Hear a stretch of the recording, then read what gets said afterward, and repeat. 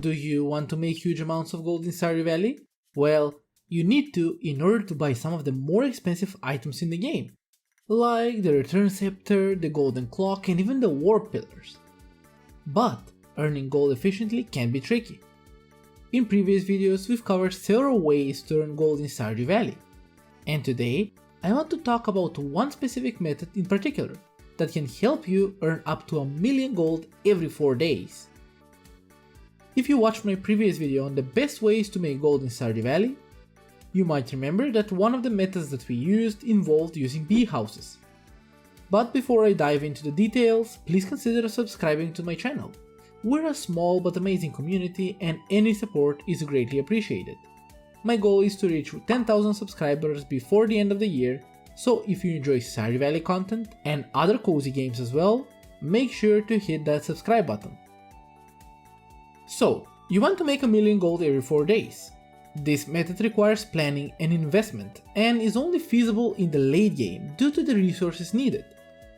To craft one bee house you will need 40 wood, easily obtained from trees, 8 coal, a bit harder to get, you can farm it in the mines for dust sprites or just buy it from Clint, 1 iron bar, readily available in the mines, and 1 maple cedar. Slightly more difficult to obtain, but you can set up a large maple tree farm in the desert and tap the trees there for a steady supply. Coal is crucial for crafting bee houses, as well as for smelting ores in the furnaces. So if you want to build over 1,000 bee houses, which you need more than 8,000 coal. A great way to farm coal efficiently is by using the Burglar's Ring and Monster Mask in the mines for the dust sprites, which increases their spawn rate and also item drops. The key to making this method work year-round is Ginger Island. Unlike Stardew Valley's main farm, Ginger Island has no seasons. This means that once you plant the flowers needed, and for that we will be using fairy roses, they will continue to bloom indefinitely without the need to be replanted. Since bee houses produce honey based on the nearest flower, and fairy rose honey sells for 680 gold each, or 952 gold with the artisan profession. Ginger Island is the perfect place to maximize honey production. To set this up, you need to unlock Ginger Island by repairing Willy's boat. This requires 200 hardwood, 5 iridium bars, 5 battery packs, and once you repair the boat you can freely travel to the island anytime. But before that you would have to have the community center completed. For the next step, you will need to collect the required amount of golden walnuts to unlock the island farm and farmhouse, so you can at least sleep on the island and make space for bee houses and fairy roses. We won't use the hoeable spots below the farmhouse since those are best reserved for crops.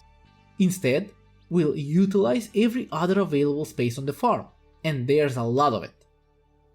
Some key areas include the dirt patches around the pond, great for planting fairy roses. There are also 2 hidden dirt patches, 2 grassy areas that previously held golden walnuts, which are located one above the farm and one near the slime spawning area.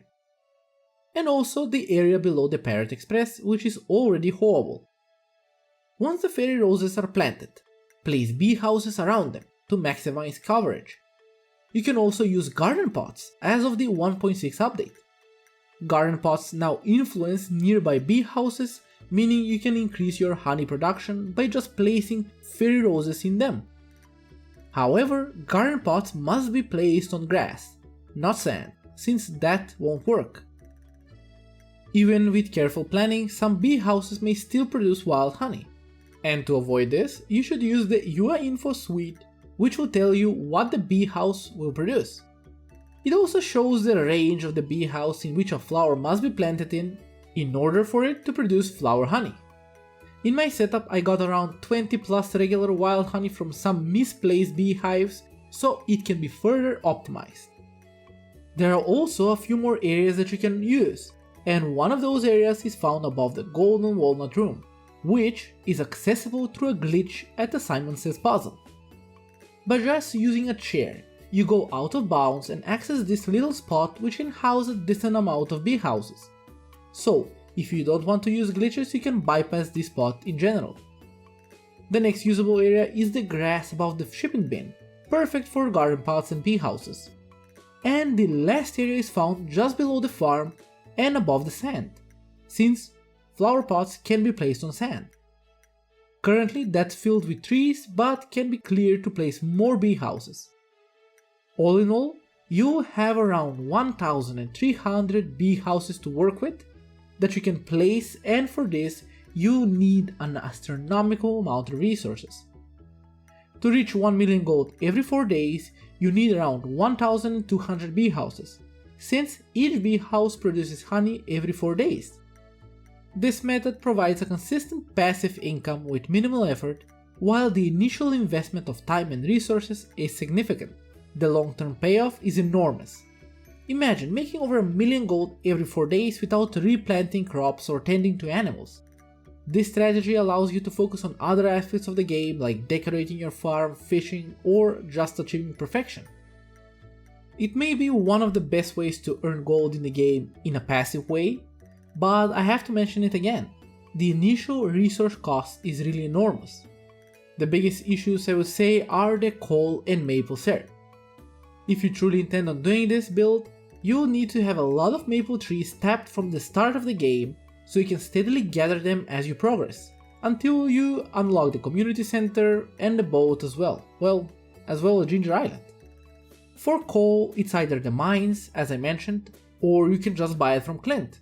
Craft a few bee houses with it, and after you sell the honey from those, you can just buy more with income.